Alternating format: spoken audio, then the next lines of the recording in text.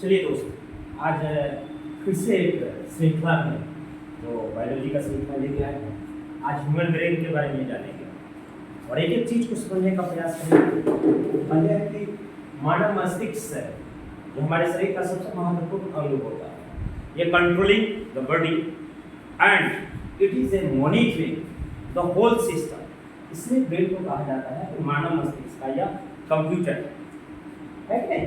तो इसी सिस्टम में हम पढ़ेंगे what is a nervous system. Nervous system जो होता है, नर्वस सिस्टम उसको कहेंगे जो हमारे शरीर की तंत्रिका कोशिका के द्वारा पूरे सिस्टम को कंट्रोल किया जाता है और उसका जो है रियल रूप में उसका कोऑर्डिनेशन किया जाता है विभिन्न शरीर के विभिन्न अंगों के बीच में। वह सब कुछ काम करने का काम ह्यूमन ब्रेन कहा जाता है। इसीलिए इसे तंत्रिका तंत्र यानी नर्वस सिस्टम कहते हैं। पूरे नर्वस सिस्टम को हम 3 वर्गों में बांटते हैं, क्योंकि ह्यूमन ब्रेन तक पहुंचने के लिए हमें नर्वस सिस्टम को समझना बहुत जरूरी है। तो उस नर्वस सिस्टम में उस पूरे नर्वस सिस्टम को हम 3 वर्गों में बांटते हैं, CNS, ANS और PNS। CNS का मतलब होता है सेंट्रल नर्वस सिस्टम या केंद्रीय तंत्रिका तंत्र कहते हैं। ANS को कहते हैं और अल्टरनेटिव नर्वस सिस्टम और PNS को पेरिफेरल नर्वस सिस्टम या इसको ऑटोनोमस नर्वस सिस्टम भी कहा जाता है कि नहीं। ये तीनों के तीनों नर्वस सिस्टम, उस पर बहुत ज़्यादा हम नहीं करेंगे। CNS के अंदर ही ब्रेन आता है और स्पाइनल कोड आता है और ANS के अंतर्गत रिसेप्टर यानी कि ब्रेन से सारी चीजें जो एक्सेप्ट की जाती है वह डायरेक्ट ना प्राप्त करके एक्सेसरी के माध्यम से प्राप्त करता है। उसको रिसेप्टर माने को जो सूचनाएं को प्राप्त करता है वह ANS के अंतर्गत आता है कि नहीं। और PNS पेरिफेरल नर्वस सिस्टम के अंतर्गत heart beat, blood supply, clotting होता है या ब्लड आपका सप्लाई होता है, वह सब कुछ इसी सिस्टम के अंतर्गत आता है। लेकिन ये मुझे तंत्रिका तंत्र के अंतर्गत CNS को ही पढ़ना है, ब्रेन और स्पाइनल कोड को। कुछ इंफॉर्मेशन बेसिक चीजें हम आपसे चर्चा करेंगे जो BPSC ने डायरेक्ट प्रश्न पूछे, जैसे ब्रेन का वेट कितना होता है या 64 BPSC में पूछ चुका है। यह 1400 से 1450 ग्राम यह मैन के लिए होता है। 100 ग्राम अगर आप कर देंगे कम तो 1300 से 1350 तक वुमेन्स के लिए होता है और चाइल्ड के लिए यह 300 से 400 ग्राम तक होता है। यह सामान्यतः बात है, यहीं से BPSC ने प्रश्न भी पूछे हैं, यहाँ से BPSC ने सवाल पूछे हैं, BPSC ने सवाल भी पूछे हैं। उसके बाद लोकेशन क्या है, या बिलो क्रेनियम होता है। क्रेनियम क्या होता है, जब हम बोन्स पढ़ाएंगे तो क्रेनियम बताएंगे। क्रोनियम जो है एक प्रकार का मस्तिष्क को कवर करने वाली 8 हड्डियों का समूह होता है, इसीलिए इसको क्रेनियम कहते हैं। इसी क्रेनियम के अंतर्गत हमारा जो ब्रेन है वह सुरक्षित रहता है। अब कुछ इंफॉर्मेशन के to study about the brain is neurology कहा जाता है। न्यूरोलॉजी कहा जाता है, न्यूरोलॉजिस्ट जो होते हैं वह इनके विशेषज्ञ कहा जाते हैं। आफ्टर 25 ईयर्स के बाद ब्रेन जो है हमारा जो है धीरे धीरे कम होते चला जाता है। 182.5 से 3 ग्राम तक हमारा पर ईयर तक हमारा ब्रेन जो है डीके होता है। ब्रेन के अपने लिमिटेशन है। ब्रेन कहने का मतलब नहीं, बहुत आम बोलचाल की भाषा में हम कह देते हैं कि तूने 100% दिमाग नहीं लगाया, यह व्यवहारिक रूप से संभव ही नहीं है।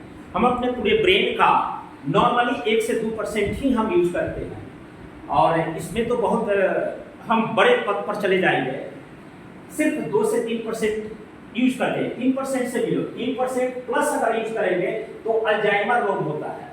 अब प्रश्न कई बार पूछे जाते हैं कि अल्जाइमर रोग या ब्रेन से संबंधित रोग है, इस रोग में क्या होता है कि पुरानी चीज तो हर बात याद रहती है, लेकिन नई नई जो स्मरण बननी चाहिए, क्योंकि हम तुरंत खाना खाए हैं या नहीं खाए हैं, ये भी अल्जाइमर ग्रस्त रोग व्यक्ति या भूल जाता है कि हम खाना भी खाए हैं या नहीं, मैंने दूध हुआ है कि नहीं, स्नान किए हैं कि नहीं, यानी कि दैनंदिन की जिंदगी की तमाम वह परिघटनाएं जो बहुत तुरंत क्षणिक रूप से घटित हुआ है, वो भी वह चीजें वह भूल जाता है, अल्जाइमर रोग। एमेनेशिया में क्या होता है, एमेनेशिया में होता है कि न पुरानी मेमोरी बन पाती है, ना ओल्ड मेमोरी बन पाती है, यानी कि दोनों प्रकार की पुरानी बातें याद रहती है, ना उसे नई बात भी याद रहती है। उसे ही एमेनेसिया कहते हैं। एमेनेसिया को कहा जाता है कि टोटल मेमोरी लॉस जैसी बीमारी उत्पन्न कर दे रही है। और मेनिंजाइटिस आम बोलचाल की भाषा में बहुत ज़्यादा सुने होंगे, या मच्छर एडिस मच्छर के काटने से होता है। ब्रेन में एक जो पूरा जो है एक झिल्ली से घिरा हुआ है, उसी झिल्ली में सूजन आ जाते हैं, इसीलिए ब्रेन के झिल्ली के नाम पर इस रोग का नाम मेनिंजाइटिस रोग पड़ा है। ये भी आपका ब्रेन से संबंधित ही रोग है। हमारा जो ब्रेन शरीर जो मर जाता है, या हम कहते हैं कि अब प्राण निकल गए हैं, प्राण पखेरु उड़ गए हैं, इसके बावजूद इसी 7 से 8 मिनट तक ब्रेन जिंदा रहता है। अगर साइंस एंड टेक्नोलॉजी उस डेवलपमेंट पर आ जाएगा और सर्जरी की अगर बेहतर स्थिति को हम पा लेंगे, तो एक अच्छे ब्रेन को हम सुरक्षित रख सकते हैं। उससे पूरी डाटा को हम ले सकते हैं कि उनके मन में क्या क्या चल रही थी। साइंस टेक्नोलॉजी उस स्थिति पर चला जाए तब यह बिल्कुल संभव है, और साइंस में सब कुछ संभव है। कोमा को कई लोग बोलते हैं कि वह कोमा में चला गया। कोमा में क्या होता है कि जनरली आपका ब्रेन काम करना बंद कर देता है, लेकिन आपका और भी एक्टिविटीज होते रहता है, इसलिए इसको बायोलॉजिकल डेथ भी कहा जाता है। कोमा को ही बायोलॉजिकल डेथ कहते हैं।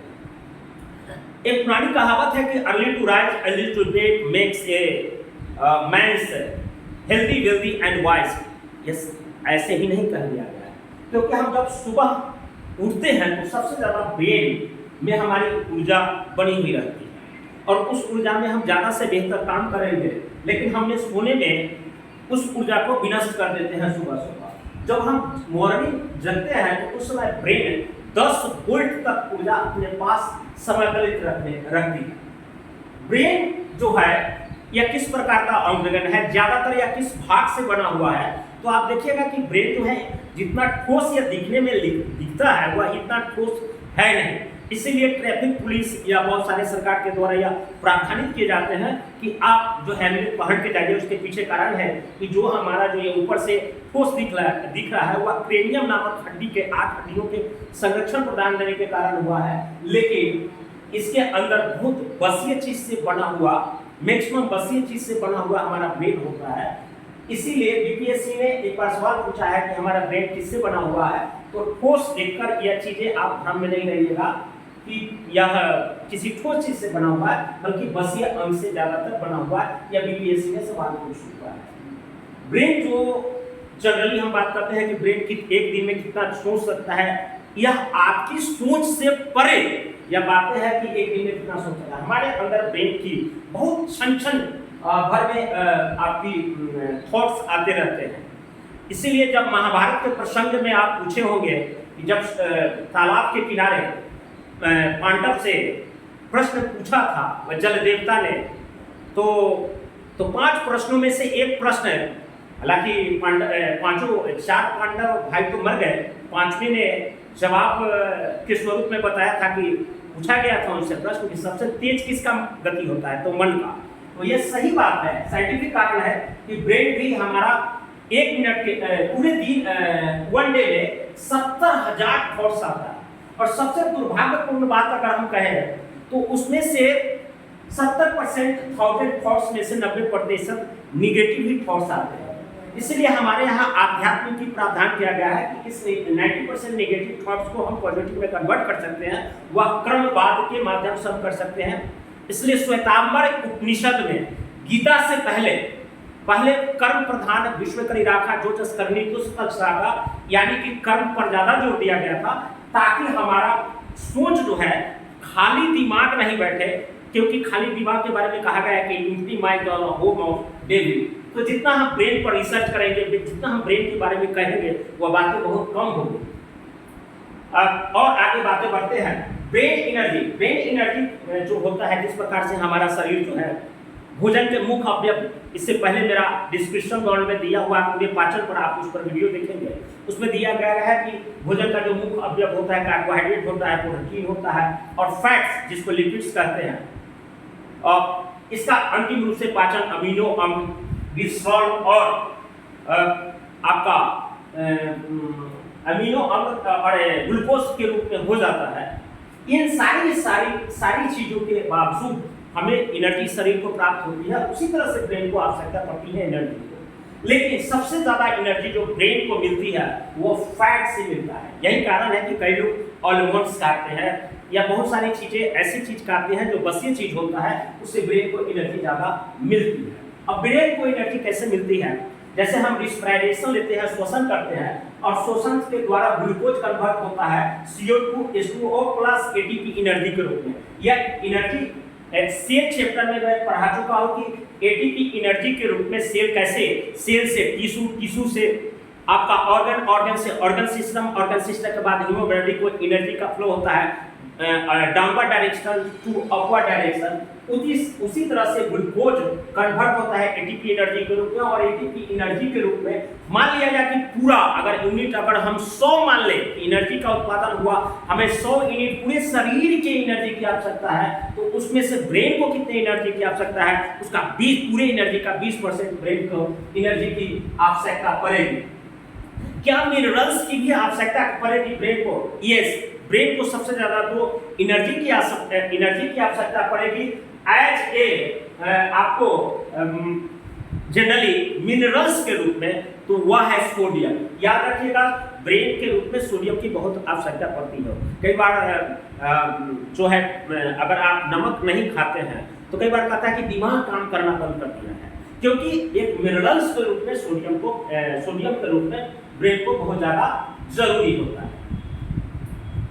हमारे ब्रेन के अंदर से बहुत सारी इंफॉर्मेशन जो है न्यूरॉन्स के माध्यम से पहुंचती है, इसलिए कहा जाता है कि neurons is the largest system of the human body. अब जो है यह ब्रेन को सुरक्षा या कवच देने के लिए एक झिल्ली होती है, उसी को कहते हैं प्लाज्मा मेम्ब्रेन, जिसको मेम्ब्रेन कहते हैं। ये मेम्ब्रेन जो है, झिल्ली जो है, वह 3 प्रकार का, ये मेनिंजाइटिस नामक झिल्ली से घिरा होता है। हमारा ब्रेन जो है मेनिंजाइटिस नामक झिल्ली से घिरा हुआ रहता है, जिसकी 3 लेयर होता है। उसको एक ट्रिक के माध्यम से हम याद कर सकते हैं। उसको पैड के रूप में, पैड जनरली पैड पर फिल्म भी आया है, तो इस तरह की हम चीजों को हम ट्रिक्स के माध्यम से याद कर सकते हैं। पैड का मतलब होता है पाइमीटर, अर्कोनाइट और ड्यूरामीटर। पाइमीटर, अर्कोनाइट और ड्यूरामीटर, यह ऊपर से होता है पाइमीटर, अर्कोनाइट और ड्यूरामीटर, यह 3 लेयर का बना हुआ आता है। और एक इंफॉर्मेशन ये भी जान लीजिएगा कि मेनिंजाइटिस रोग के कारण ही राजा राम मोहन राय की ब्रिस्टल यानी कि इंग्लैंड में मृत्यु हो गई थी। इतना बेसिक से नॉलेज बताया है ब्रेन के ऊपर, जिसमें कई ऐसे महत्वपूर्ण तथ्यों को बताया है जो जीएस के पॉइंट ऑफ व्यू से महत्वपूर्ण भी है, और आपके ज्ञान वर्धन के लिए व्यवहारिक जिंदगी में भी आप ब्रेन का आपका प्रयोग है। यह सब कुछ आप लोगों ने जान लिया। लेकिन अब जो ब्रेन का सबसे महत्वपूर्ण पार्ट की ओर आए हैं, जो आपकी परीक्षा की दृष्टि से अति महत्वपूर्ण है। ब्रेन को हम मोटा मोटी अध्ययन की दृष्टि से हम 3 वर्गों में बांट देते हैं। उसको यहीं से प्रश्न आने की भी यहाँ से मैंने आपको बताया कि कहाँ बीपीएससी ने सवाल किए थे।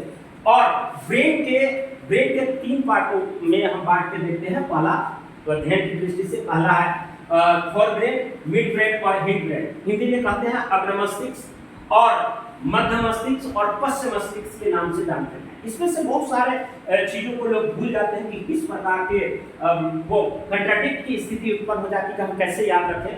तो ट्रिक के माध्यम से आप लोगों को ब्रेन पूरी तरह से हम समझाने में सफल हो जाएंगे, ऐसा मेरा उम्मीद है। पहले देखते हैं अग्र मस्तिष्क और पश्चिम मस्तिष्क को 3 भागों में फिर से बांटते हैं। सिर्फ मिड ब्रेन ही है जो आपका भागों में नहीं बटेगा। तो पहले हम फोर ब्रेन यानी अग्र मस्तिष्क को 3 भागों में बांट कर देखते हैं। अग्र मस्तिष्क को बांटते हैं, उसमें थैलेमस होता है, हाइपोथैलेमस होता है और सेरिबेलम होता है। फिर से देखिएगा थैलेमस, हाइपोथैलेमस और सेरिबेलम। अब फिर आपको प्रूव करके बताएंगे कि बीपीएससी ने कहां सवाल पूछे थे। एक ही साल में थैलेमस और हाइपोथैलेमस से सवाल पूछ लिए। थैलेमस जो है वह बाहरी ताप से महसूस कराता है, जैसे कि गर्मी कितनी पड़ रही है, ठंडक का महसूस कराता है, यानी कि बाहरी तापमान से हमें महसूस कराने वाला जो होता है वह अग्र मस्तिष्क के किस भाग को कराता है? थैलेमस। और थैलेमस जो है उस एक प्रकार का एक हार्मोन टाइप का, इसे एंजाइम कोई नहीं लिखता हार्मोन, आगे एक चैप्टर लेकर आऊंगा ग्लैंड्स के ऊपर, उसमें और भी विस्तृत रूप से चर्चा करेंगे। हाइपोथैलेमस जो है वह आंतरिक ताप को नियंत्रण करता है। आंतरिक ताप का मतलब है कि कई लोगों से सुनते हो कि अंदर से बुखार लगा, ये मस्तिष्क में ज्वर हो गया है, किसी को कहे कि हृदय में दर्द हो रहा है, कोई कहेगा माथा में दर्द हो रहा है, ये सारे के सारे हाइपोथैलेमस करेंगे। लेकिन इसीलिए हाइपोथैलेमस को इतना नहीं समझेगा, हम जब ग्रंथि में आएंगे तो हाइपोथैलेमस पर ही मेरा आधा घंटा का वीडियो होगा, जिस पर नींद आना, भूख आना, और एक बीपीएससी ने पूछा भी है भूख प्यास लगना कौन सा डिनोट करता है, कौन सा ये आपका हार्मोन जो है आपको इसकी सूचना देता है, तो ये हाइपोथैलेमस ही है। भूख प्यास का लगना, लब का होना, घृणा का होना, किसी को अपना मान लेना, किसी को पराया मान लेना, किसी से प्रेम करना, सब हाइपोथैलेमस के अंतर्गत आता है कि नहीं? इमोशनल अटैचमेंट सारे के सारे हाइपोथैलेमस में आता है, और हाइपोथैलेमस ही है जो पिट्यूटरी ग्रंथि को भी कंट्रोल करता है। इसलिए हाइपोथैलेमस को मास्टर ग्लैंड कहते हैं, जबकि पिट्यूटरी को हम सिर्फ मास्टर ग्लैंड। सेरिबेलम जो होता है, इट इज ए सब part of the biggest largest सब पार्ट ऑफ द सेरिबेलम, यानी पूरे मस्तिष्क में से अकेले सेरिब्रम या फोर ब्रेन का पार्ट है। लेकिन इसके बावजूद भी अगर पूरे ब्रेन का 2/3 पार्ट जो है सिर्फ सेरिबेलम है, इसलिए कहा जाता है कि मस्तिष्क का सबसे लार्जेस्ट सब पार्ट कौन होता है, तो सेरिब्रम होता है। लेकिन कहेगा कि ब्रेन का सबसे बड़ा पार्ट कौन होता है, तो फोर ब्रेन, और ब्रेन का सबसे सब पार्ट, दोनों में टेक्निकली लोचा है। आप एक ही बैठ समझ पाते हैं, वीडियो को पॉज करके बार बार देखिए, सुनिएगा कि हम कहना क्या चाह रहे हैं। तो सब पार्ट होता है लार्जेस्ट या सेरिब्रम होता है। इसके बाद में होता है कि हम पहले एक एक करके चलते हैं, वो ज्यादा अच्छा रहेगा आपके लिए, क्योंकि आपके लिए ये सारी चीजें हम कर देंगे तो बहुत आसानी से रहेगा। थैलेमस, टंग, नोज, स्किन, जो यानी कि आउटर हीट है, सेंस ऑफ ऑर्गन है, इसकी अनुमति करेगा। Hypothalamus internal pain, emotion, hunger, intelligence, internal heat, इस सारे चीजों को फोन करेगा, हाइपोथैलेमस कहलाता है। सेरिब्रम क्या है, 2/3 पार्ट ऑफ द ब्रेन।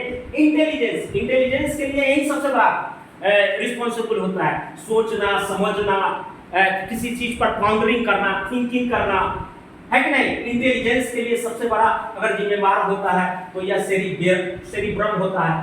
और एक चीज और, इमोशन, बहुत ज्यादा इमोशनल कर देता है हाइपोथैलेमस। तो इस हाइपोथैलेमस को, इमोशन को कोई अगर कंट्रोल कर पाता है तो यह सेरिब्रम करता है कि कंट्रोल द इमोशन। या अगर दूसरे शब्दों में अगर एग्जाम्पल पूछ ले कि सेरिब्रम किसके कार्यों को पर अपना नियंत्रण करता है, तो हाइपोथैलेमस के कई कार्यों पर नियंत्रण करने का काम करता है, वह कंट्रोल करता है हाइपोथैलेमस है कि नहीं?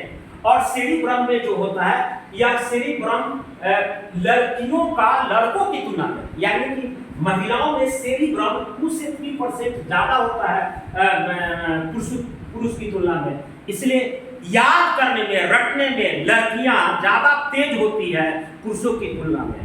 इसके पीछे सेरिब्रम ही जिम्मेदार होता है। ये सारे के सारे व्यवहारिक चीज मैंने आप लोगों को बता दिया। अब जो है सेरिब्रम जो है, सेरिब्रम को हम 4 खंडों, 4 लॉब्स पाए जाते हैं। ये कई बार सवाल पूछा, हालांकि जनरली बुक्स में सब नहीं मिलेगा। 4 लॉब्स जो है, इसकी जो प्राप्ति होती है वह सेरिब्रम में होता है। जनरली 4 लॉब्स ये कई बार ये सीडीएस या एनडी के टफ एग्जामिनेशन में पूछे जाते हैं, नॉर्मल एग्जाम में आपको नहीं मिलेगा। तो सेरिब्रम जो है वह जनरली कहाँ पाया जाता है, तो यह सेरिब्रम जो है, सेरिब्रम का ही 4 लॉब्स पार्ट है। 4 लॉब्स के पार्ट में हमने, अगर मेरे माथे पर अगर देखिएगा तो यहाँ पर ध्यान देके देखिए, फ्रंटल का मतलब सामने वाला, ये फ्रंटल। उसके बाद पेराइटल जहाँ माता पिता आशीर्वाद देते हैं, पेरेंट्स से पेराइटल। ये ट्रिक पर मैंने लड़कों को बताया, चूंकि यह वीडियो बढ़ रही है, काफी लंबा हो जाएगी, इसीलिए मैं आपको ध्यान, ये सिर्फ ऑफलाइन वाले ज्यादा अच्छे ढंग से समझते हो जो मेरा यह है एडमिशन लिया। उसके बाद ऑक्सीपिटल जस्ट पीछे होता है, टेम्पोरल या ये अंदर में पाया जाता है कि नहीं? तो सिर्फ माथे के आधार पर हम सारा चीज को बता सकते हैं। इतनी टफ से टफ चीजें मेरे यहाँ लड़के यूं ही धज्जियां उड़ा दे रहे हैं। इसके पीछे कारण है कि मैंने लड़का को महसूस कराया है कि पढ़ाई जो है वह सिर्फ रटने की आवश्यकता नहीं है, न रटाने जाने की आवश्यकता है, बल्कि व्यवहार में वह उसके साथ जिए। और उसके बाद होता है कि इन सारी प्रोसेसर के बाद एक हिप्पोकैम्पस होता है। ये बताऊंगा कि how can it's the called hard disk of the human brain. ऐसे ऐसे सवाल जब आपके दिमाग से उलझेंगे तो यह सेट बनाने वाले और बहुत सारे लोग ऐसे होंगे जो बिल्कुल इसका नकल कर सकते हैं हमारी क्लास का। कोई बात नहीं, ज्ञान बांटने से बढ़ता है। हम तो ऑनलाइन वाले बच्चों को बहुत चीज दे देते हैं। अब है कि एक बहुत सिंपली वे में, बहुत आसानी से, धीरे धीरे मैं एक एक लाइन को बहुत तेजी से करते जा रहा हूँ। इसका फंक्शन क्या है? फ्रंटल क्या काम करेगा? सोचेगा, निर्णय लेगा, अपने व्यक्तित्व का निर्माण कर देगा, इच्छा शक्ति को बढ़ाएगा, एकाग्रचित्त को बढ़ाएगा, याददाश्त इसी के रूप में बढ़ता है। ये सब कुछ होगा फ्रंटल के कारण। ऑक्सीपिटल के कारण, अच्छा मान लिया जाए कि कई बार को लेते होंगे कि इसी फ्रंटल की कमी होने के कारण क्या होता है? एमपीडी यानी कि मल्टीपल पर्सनल डेवलपमेंट। एमपीडी अगर ये क्वेश्चन पूछ दिया तो कई लोग बच्चे खा जाएंगे। एमपीडी का मतलब है मल्टीपल पर्सनल डेवलपमेंट। या फ्रंटल के खराब हो जाने के कारण ही हो जाता है। इसमें क्या व्यक्ति होता है कि जहां जिस जगह पर अमिताभ बच्चन से मिल रहा है तो ऐसा लगता है कि वो अमिताभ बच्चन ही हो गया। अगर वह किसी नरेंद्र मोदी से मिल गया, प्रधानमंत्री से, तो वह मिलकर ऐसा लग रहा है कि वह टेस्ट ट्रीट कर रहा है कि वही प्रधानमंत्री है। तो इस ढंग के अगर पर्सनालिटी में डिफरेंसेस हो जाए व्यक्ति के मिलने के बाद, तो इसे एक डिसऑर्डर में के रूप में माना जाता है। इसको कहा जाता है एमपीडी यानी मल्टीपल पर्सनालिटी डेवलपमेंट। या जिस व्यक्ति के पास बैठेगा उसी का नकल करना शुरू कर देगा, नकलची होता है। गजनी फिल्म इसी पर आधारित है। फ्रंटल उसका खराब था। उसके बाद अपरिचित फिल्म देखे होंगे, राजेश खन्ना की शायद फिल्म है। अपरिचित फिल्म भी इसी पर आधारित है, उसका फ्रंटल खराब था। यानी कि आप फिल्मों को देखिएगा और उस पर एक कीजिएगा तो उसमें यही मल्टीपल डिसऑर्डर उसके अंदर पाया जाएगा, एमपीडी। ऑक्सीपिटल में होगा कि हम जा रहे थे वहां, खास कर ये मैं तो एक्सेप्ट भी कर रहा हूं, मेरा ऑक्सीपिटल खराब है क्योंकि उजाला रहता है। मुझे कई बार कोचिंग का दिशा ही भ्रम में पड़ जाता हूं। तो मेरा यही खराब है, पूरी दिशा है, पता ही नहीं चल पाता कि मैं पूरब जा रहा हूँ कि पश्चिम जा रहा हूँ। और जनरली इसको कहते हैं दिशा भ्रम हो जाना। अगर यह प्रश्न पूछा गया कि किस व्यक्ति का कौन सा ब्रेन के पार्ट में दिशा भ्रम हो जाता है, तो उसमें ऑक्सीपिटल ही खराब हो जाता है। यानी कि जाना है पश्चिम में, जा देशांश लागल। देशांश लगता नहीं है, उम्र के साथ यह देशांश बहुत लोगों को लगता है, जो ऑक्सीपिटल के खराब होने के कारण ही होता है। सब को याद रखना, ओ इसको खराब हो जाएगा। हाँ, कहीं आपको देखे थे वो अपना, मैंने कई बार पुत्र वधू को, बेटा को भी वो जिसका खराब हो जाता, हाँ कहीं आपका चेहरा देखे हैं, माने वो अपने रिश्ता रिलेशन से भी ऐसे बतियाने लगता है। हालांकि कई लोगों को लगता है कि इग्नोर कर रहा है, नहीं, रियल में वो भूल जाता है क्योंकि उसका एक खराब है, वो ऑक्सीपिटल खराब रहता है कि नहीं। नानी की कहानी कई बार उसको याद रहेगा, कई बार नानी की कहानी भी भूल जाएगा। लेकिन कई बार क्या होता है कि ऐसे ही व्यक्ति ऑक्सीपिटल खराब हो जाता है तो रेलवे के बड़े बड़े प्लेटफॉर्म पर लिखा हुआ रहता है, मेरे दादाजी खो गए हैं, कहीं कांटेक्ट मिलेंगे तो संपर्क कीजिएगा। उनका मास्टरिंग की स्थिति खराब नहीं है, वो दिशा ही भूल गए हैं कि हमें घर किस दिशा में जाना है। उसको कहा जाता है होमलेस, यानी घर या नहीं लौट पाते ऐसे व्यक्ति जो घर नहीं लौट पाते हैं उनका ऑक्सीपिटल खराब है, इनका इलाज करें। उसके बाद में पैराइटल में क्या होता है? माता पिता का आशीर्वाद, बेटा बैंक में नौकरी हो जाएगा। ट्रिक्स मैंने बनाया है। तो मैं बैंक में नौकरी होने के लिए क्या चाहिए? मैथ और रीजनिंग अच्छा चाहिए, यानी कि माता पिता त्याग दिए, यानी कि पैराइटल अच्छा है तो तर्क गणित उसी का अच्छा होगा, स्ट्रांग होगा। और नहीं, जिसका पैराइटल अच्छा नहीं होगा उसका तर्क गणित और मैथ एकदम चौपट होता है कि नहीं। और तीसरा होता है टेम्पोरल, यह दिन में ही सपना देखता है, जैसे कभी माधुरी का सपना देखेगा, कभी किसी का सपना देखेगा, लेकिन देखेगा, यानी कि वह देखेगा, पढ़ेगा नहीं, लेकिन आईएएस बनने का सपना देखेगा कि मैं आईएएस बन जाऊंगा, है कि नहीं। तो ये सारे ये टेम्पोरल आते हैं। इसके खराब होने पर एमेनेशिया रोग होता है। इसी का अब पूछेगा, हमने बहुत ज्यादा डिटेल जाकर पढ़ा दिया है कि इसी के ये सपना देखेगा, लेकिन ये सारा का सारा सब कुछ व्यर्थ है जब तक कि सारी इंफॉर्मेशन हिप्पोकैम्पस में नहीं पहुंचेगा। इसलिए कहा जाता है कि कुछ लड़कों का शिकायत, बादशाह पढ़ेंगे तो बहुत, हमें याद नहीं रहता है क्योंकि वह अपने सारे इंफॉर्मेशन को हिप्पोकैम्पस में जाकर जब संरक्षित कर देगा तो उसे सारी चीजें याद रहेगा। इसीलिए इसको कहा जाता है कि hard disk of brain. Hard disk में क्या होता है, सारी चीजें अस्थायी रूप से वह संरक्षित हो जाए, जिसको रोम कहते हैं। अगर उसको एक रैम होता है, एक रोम होता है, read only memory, random access memory. तो ये आप हार्ड डिस्क में ये सब पढ़े होंगे, कंप्यूटर साइंस में पूरा पढ़ाएगा। इसके खराब होने से ही एमेनेसिया रोग होता है कि नहीं? एक और रोग बता ही देता हूँ, एक होता है सिजोफ्रेनिया रोग। सिजोफ्रेनिया रोग में होता है कि वह कल्पना में ही जीता है, कल्पना को ही सही मान लेता है। कोई एक बार आंख ब्लिंकिंग कर दे तो समझ पाता है कि वह जो सामने वाली लड़की जा रही है वह मेरी ही है। ये कई बार सपना देखता है, कई बार वह सोचता है कि माधुरी के साथ विवाह हो जाए या बहुत बड़े बड़े एक्ट्रेस के साथ शादी हो जाए। ये कल्पना में जीने वाली बात ही होगी। इसी को कहते हैं सिजोफ्रेनिया, यानी कि वह कल्पना में जीने वाला व्यक्ति है और कल्पना को ही हकीकत बना बैठा है कि नहीं? मिड ब्रेन के पार्ट में आते हैं। मिड ब्रेन में कुछ नहीं होता है। आंख और कान, आंख और कान हमेशा ध्यान रखिएगा। आंख और कान 5 सेंस ऑर्गन में से एकदम, ये सब फैक्चुअल चीजें आपको चाहे ला किताब पढ़ लीजिए या कहीं पढ़ लीजिए, बहुत तेजी से नहीं मिल पाएगा।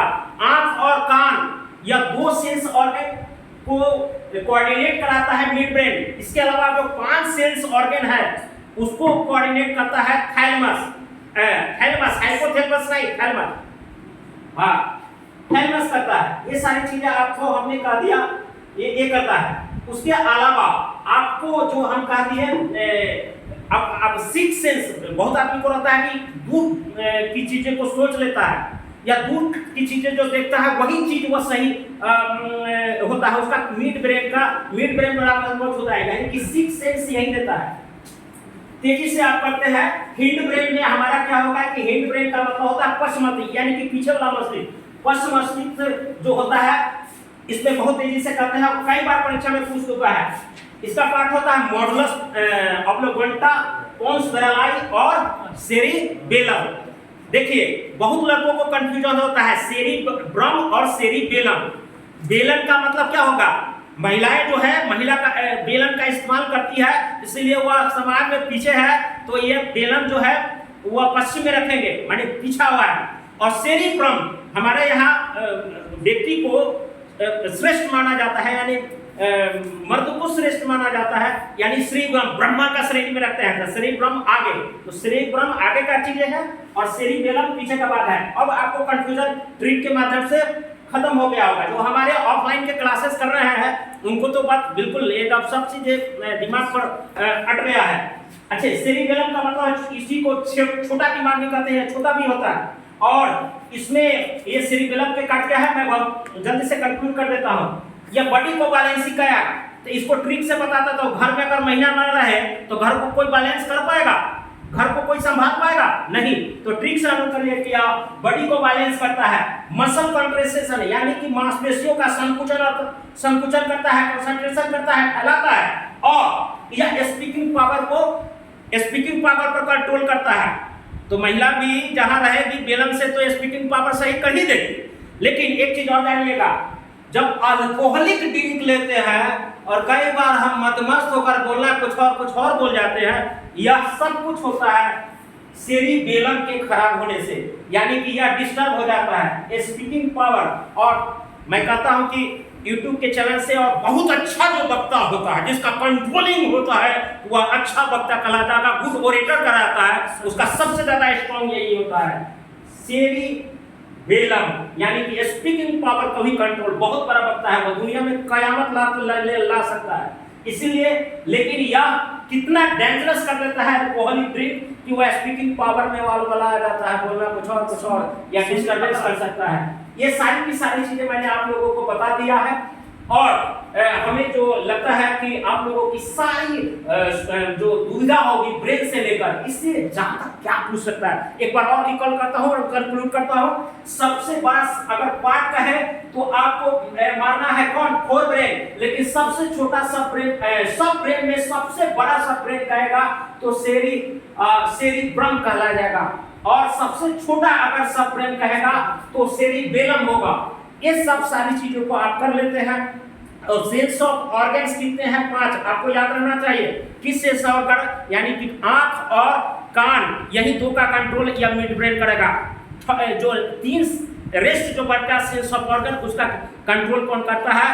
आपको थैलेमस करता है। दैट्स इट, ये कंक्लूड करता हूं। नई पीढ़ी के साथ नई एनर्जी, नई ऊर्जा के साथ आते हैं ग्रंथि पर, मिलते हैं ग्रंथि ग्लैंड्स पर। That's it.